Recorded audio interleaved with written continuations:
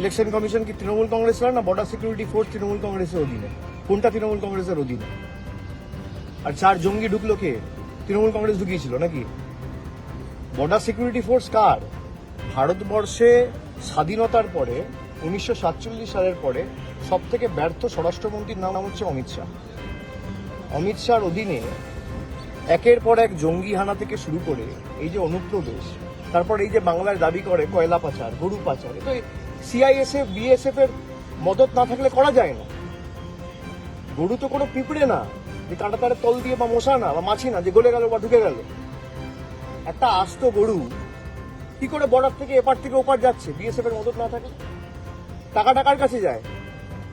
BSF এর কজনকে CBI ED ডেকেছে, আমি অ্যারেস্ট করা ছেড়ে দিলাম, 5 বছর ধরে তদন্ত চলছে, একজনকে একটা সামান পার্টি এখনো পর্যন্ত ডাকেনি। কলিয়ারি গার্ড করে সিআইএসএফ। সিআইএসএফ এর কোনো কমান্ডেন্টকে ডেকেছে? সিআইএসএফ এর ডিজি কে ডেকেছে?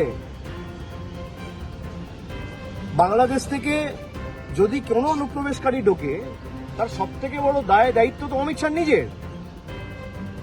আর তো ইস্তফা দেওয়া উচিত। আগে ইস্তফা দিক, তারপর প্রশ্ন করুক। ঠিক আছে।